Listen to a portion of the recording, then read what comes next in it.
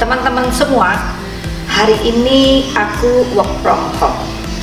Tadi setelah menyelesaikan tugas-tugas di rumah yang masih tersisa di kantor, dan sekarang aku mempunyai waktu luang, akan berbincang-bincang dengan Rubina Sekunda untuk channelku kali ini.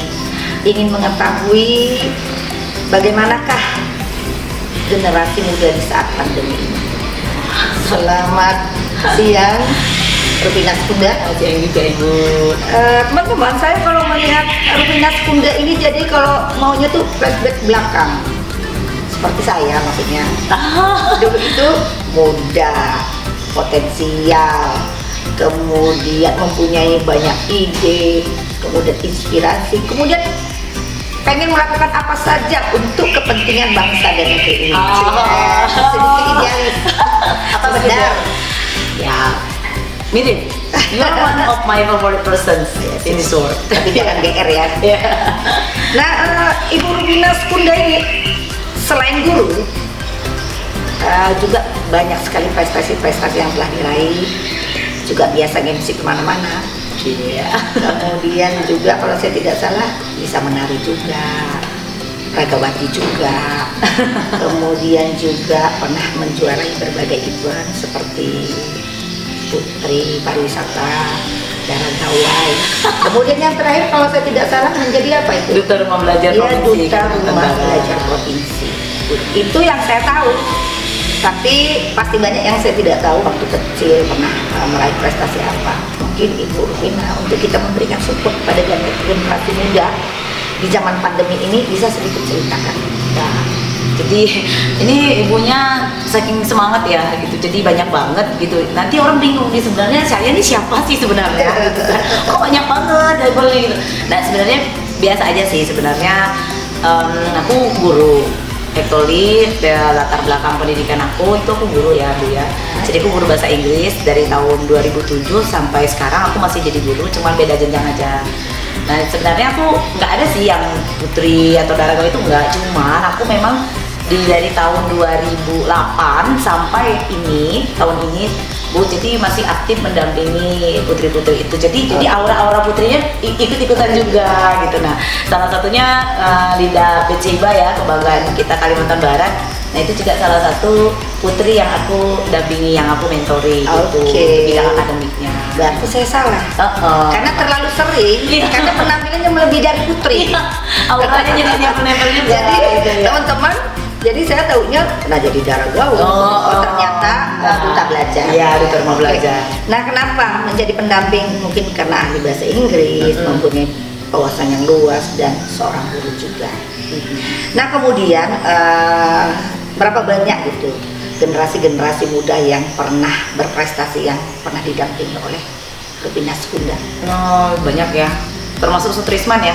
Jadi dari tahun 2008 itu awalnya diajak sama si Danus ya kan, karena dia yang suka mentori adik-adik itu kan. Dan jadi ternyata di berjalannya waktu ibu cantik ganteng aja tuh nggak cukup ya, iya kan? Iya dong, kita sepakat dong ya, ternyata punya penampilan bagus, cantik saja tidak cukup ya, ajang-ajang pageant atau di ajang-ajang pemilihan putra atau putri Bucah Pradagawi. Ternyata juga diperlukan generasi yang mampu, pintar. Nah otomatis teman-teman itu perlu pendamping secara akademik, kita bilang seperti itulah.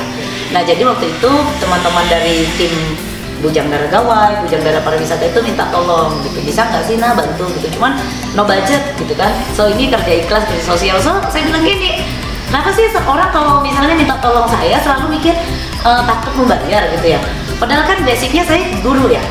Jadi Bu, sebenarnya terlepas dari I have royalty or not, this is my responsibility gitu. Ini tanggung jawab saya juga, karena apa? Ini kampung saya, Sintang Kalimantan Barat tuh kampung saya. Jadi kalau nggak saya ya mau ngarapin siapa untuk mendidik adik-adik yang akan nampil, yang akan bawa nama Sintang, bawa nama Kalimantan Barat di forum nasional atau international class kan. Ya, jadi kebanggaan saya selalu bilang gini, kalian nggak usah bayar saya, karena kalau kalian bayar mungkin nggak mampu. Nah, karena waktu tuh mahal loh. Mungkin kalau pengetahuan mungkin kalian mampu bayar pengetahuan saya, tapi waktu saya itu mahal, nggak mampu kalian bayarnya. Tapi kalau kalian mau membayar apa yang udah saya bantu, apa yang udah saya buat sama kalian, berprestasi aja gitu. Nah itu yang buat saya sampai hari ini masih suka bertahan, ya eksis lah rasanya. Nah ini yang sangat menarik, bahwa mendampingi, membantu dan segala macam no budget. Memang yang namanya entertain itu sangat mahal. Ya. Biasa juga tidak didukung oleh ekonomi yang sangat kuat, baik ekonomi pribadi maupun sesuatu yang memang ditunjang oleh pemerintah. Ini memang sangat minim. Nah ini saya sangat senang ini no budget, berarti bekerja dengan sukarela. Ya. Bekerja dengan sukarela,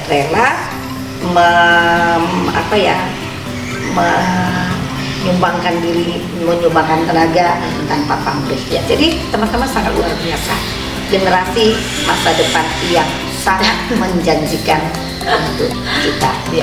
Nah tadi saya sedikit agak tertarik bahwa di dalam mendampingi anak-anak ini tadi dikatakan bahwa kita menjadi juara tidak hanya dibutuhkan ganteng, cantik, penampilan bagus, cantik, tapi juga harus mempunyai IQ yang bagus, cerdas dan segala macam. Sehingga dengan demikian kadang-kadang di dalam event-event, loh, kita biasa melihat loh, kenapa ini cantik pun udah juara, ganteng pun udah juara. Jadi mungkin proses penilaian secara keseluruhan Ina ya. Coba ini juga bisa ceritain sehingga juga kita bisa menceritakan kepada halayak ketika memang mereka sudah merasa memenuhi kriteria tapi tidak mendapatkan juara. Jadi kan memang sekarang kalau bahasa anak-anak gaul itu ya, cantik, rupawan, ganteng tuh hanya commerce ya, belum cukup ya? Iya, itu hanya tampilan. Oke, ketika kita buat konten, kita posting di akun sosmed kita, mungkin followers kita akan banyak, tapi sesuatu yang cantik dan ganteng itu hanya enak untuk dilihat. Iya. Ketika kita diajak untuk terjun langsung ke lapangan, diajak langsung bersosialisasi, bekerja lah ya Bu, yang apalagi seperti Ibu kan yang memang bekerja dengan banyak anak muda, melibatkan ada banyak anak muda yang terlibat dalam event. Kebetulan aja kita lagi corona kan, maka nggak bisa, tapi pasti Ibu juga pernah ngalamin gitu loh, ini kenapa ya bisa terpilih gitu, oh ternyata hanya cantik saja tidak cukup gitu. Nah jadi memang selama saya mendampingi teman-teman di ajang baik itu di Jamnara Gawai atau pariwisata, juga pernah di Putra Putri perbatasan itu, jadi memang kadang itu yang menjadi trending topik itu kenapa yang cantik dan ganteng ini nggak juara?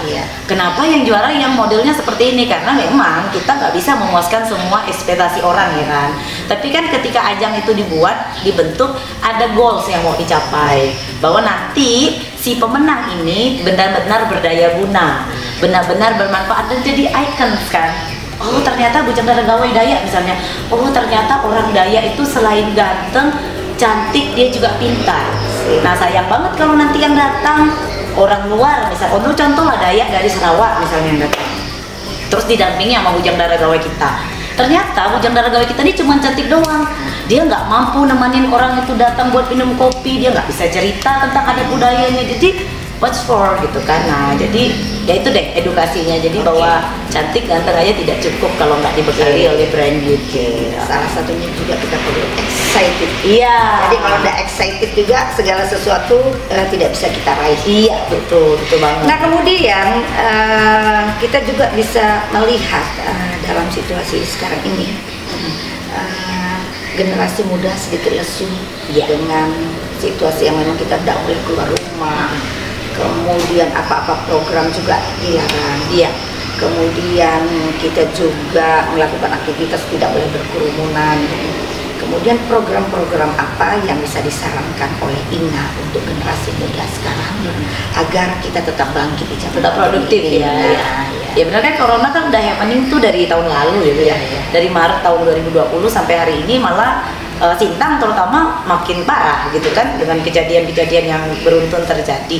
Nah sebenarnya ini hanya gimana cara kita challenge gitu, kita harus mengubah gitu, because ya corona happening, pandemic ya happening, kita nggak bisa tolak gitu kan. Ya ini bukan cuma di tempat kita, around the world, semua dunia mengalami. So kitanya yang harus berubah gitu loh, mulai dari pola hidup kita, pola bergaul, pola kita beraktivitas juga berubah gitu kan.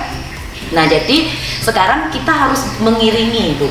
Nah kalau dulunya Ibu buat event itu ramai di suatu tempat, sekarang segala sesuatu change kan Bu, menjadi virtual, terbatas, hanya beberapa orang saja yang hadir, tapi bukan berarti kita nggak produktif, bukan berarti anak muda terus mati gaya.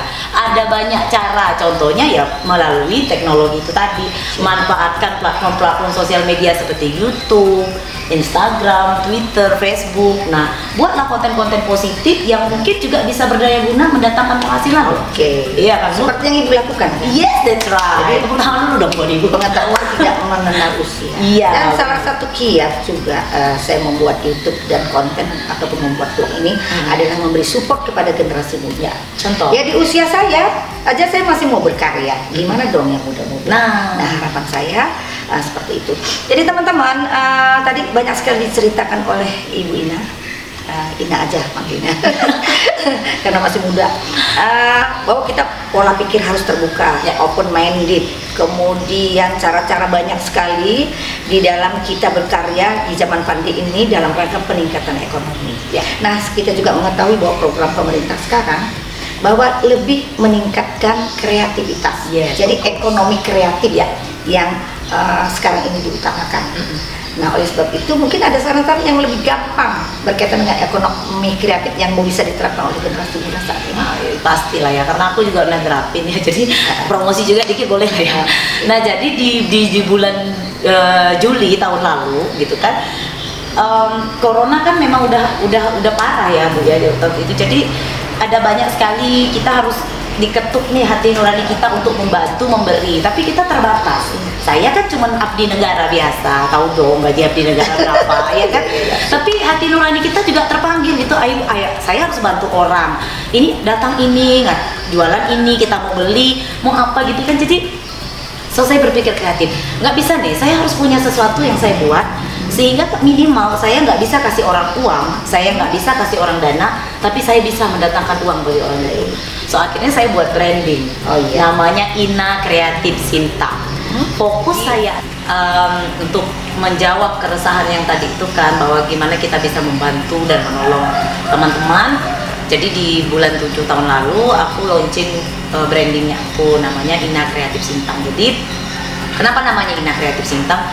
Itu lebih ke Indonesia sih sebenarnya. Ina tuh Indonesia, kreatif yang ada di Sintang. Kebetulan ya. Ya, jadi aku ngangkat desain-desain barang-barang aku tuh semuanya serba sangat Sintang dan Kalimantan Barat sekali gitu.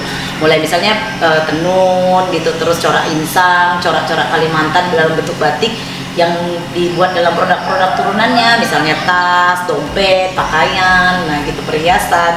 Nah, jadi ya lebih gini nolongin orang gitu loh. Kita nggak bisa kasih uang kita ke orang, tapi dengan badan kita, dengan ide kita bisa mendatangkan uang penghasilan buat orang. Jadi lebih kayak gitu sih.